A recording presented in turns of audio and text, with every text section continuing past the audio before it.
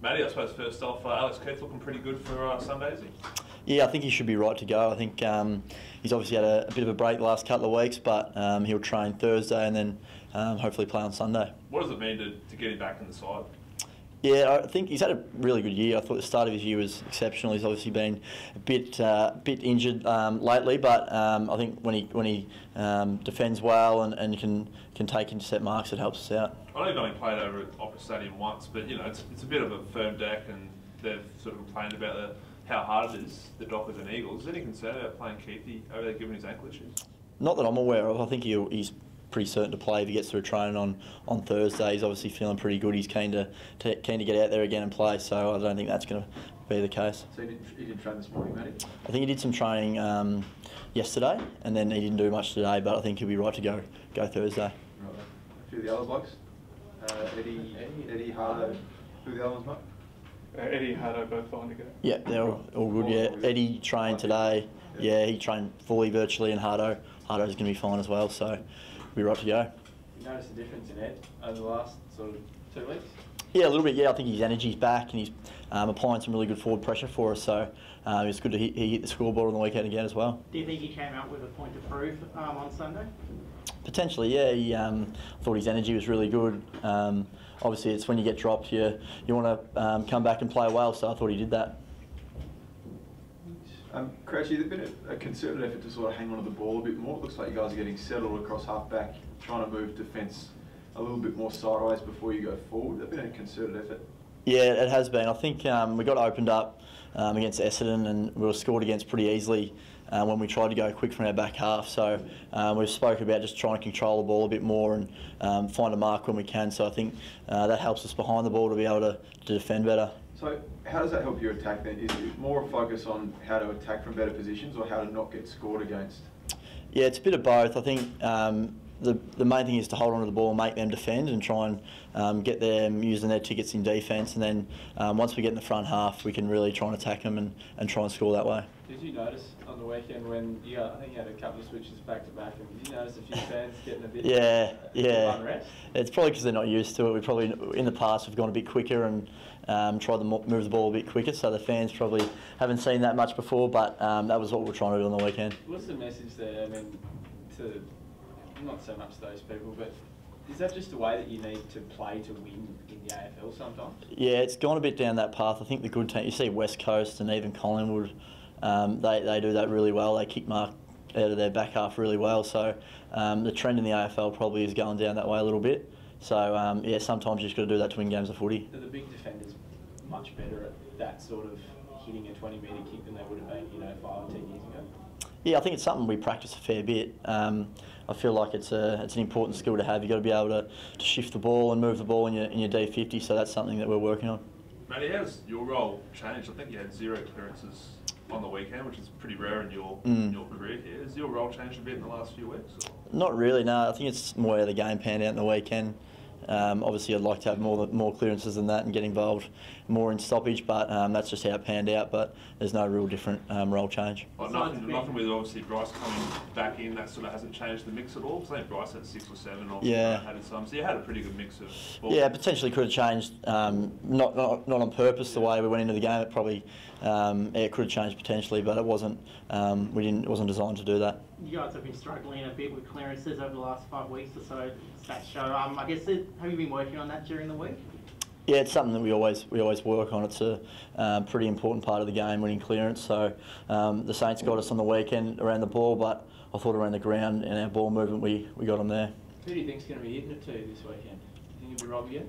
Yeah, potentially. I think that's up to the match committee. I think Rob's obviously had a really good breakout season. He's played some great footy for a young ruckman. So yeah, I think that's match committee's decision. But he's obviously playing some good footy. Do you think he's getting tired at all? Or?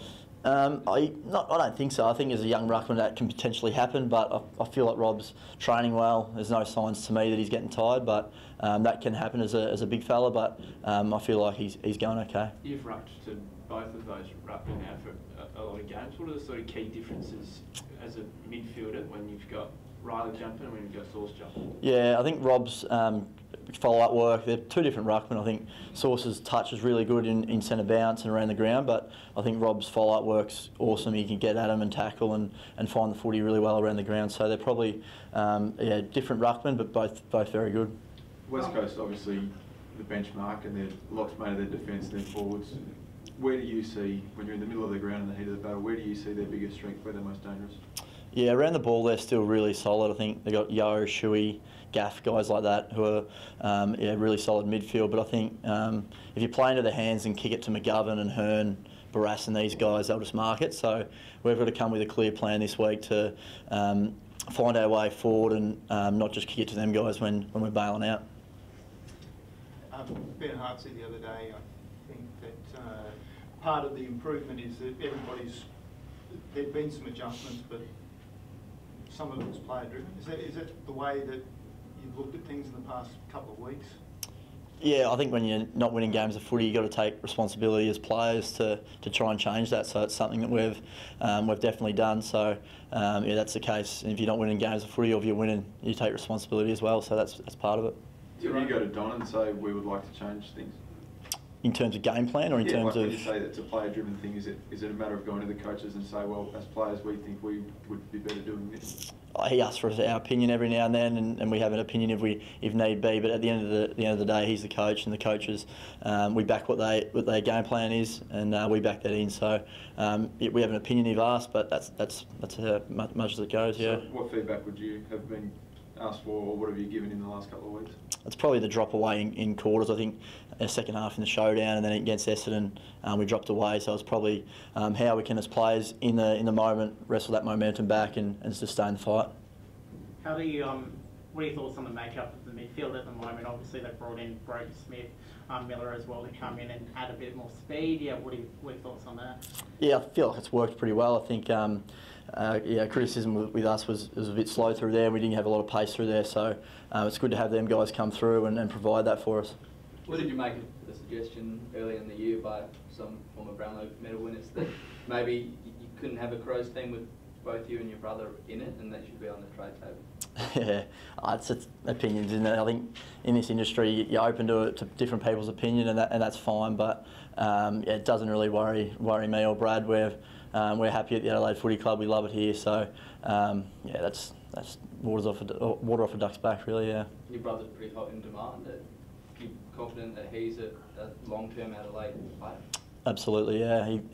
He loves it in Adelaide. His girlfriend's from Adelaide, so he's contracted here for another year. So I'm pretty confident he's going to be here. Brad did say on radio last week though that he was getting his manager was getting interest from other clubs, and I think he might have even mentioned St Kilda. Do you sort of feel that there's a chance that he could leave if there are big offers on the table? There's always going to be clubs talking to managers during season, so that's part of the industry that we're in. But no, I'm confident he'll be here. What about you, Matty? Does the lure of potentially being the captain at some stage sit in the back of your head at all? Not really.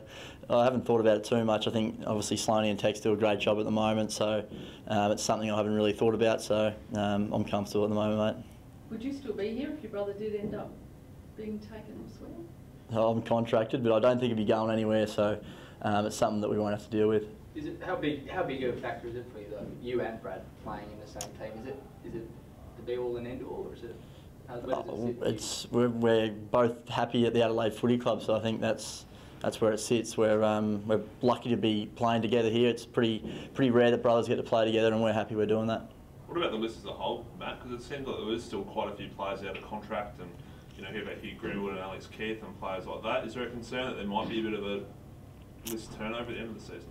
Well, that's just the industry we're in. I think a lot of clubs are in similar positions. So, as a player, you can't control that. That's for other guys in the footy club to control. So it's not something I worry about too much. I'm more worried about how we're going to win this week. Does it get spoken about though much? I guess in the footy club or among the players? Not really. That's a bit personal. I think that's up to the individual. So it's more in the media. You read in the papers more about it than you're doing within these four walls. Yeah.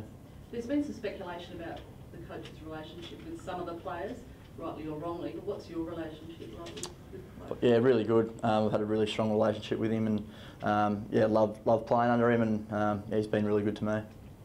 Just with the percentage at the moment, obviously clinging there, and Port's one of the teams that's hot on your tail. Is it fitting that perhaps it might be one or the other? And how much of an incentive is that to make the 8? Oh, it's not, personally, it's not a big incentive for me. I just want to make the 8 and play finals footy. So, yeah, it's not a big incentive for me. I just want to play in the finals, but I'm sure in this town there's a fair bit of interest behind it. With the percentage, do you feel that it's almost like every goal counting for these last 3 games?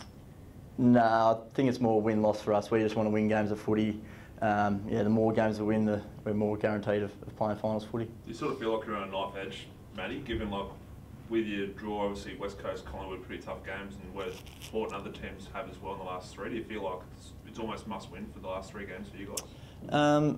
Yeah, I personally don't feel like that at all. It's I'm more focused on West Coast this week. Obviously, if you get beat, it's going to be, the pressure's going to come on even more. But I'm pretty confident that we can go over there this week and get it done. So I'm just looking forward to that. Did the St Kilda game, did that paper over cracks, or is that a sign that those issues have been fixed now? I think in the competition you've seen on the weekend, teams winning who weren't favourites in that game. I think there's a few upsets on the weekend. So it's on any given day anyone can win in this comp. So I thought on the weekend we battled it out pretty well, and although it wasn't all on our own terms all day, we got there in the end.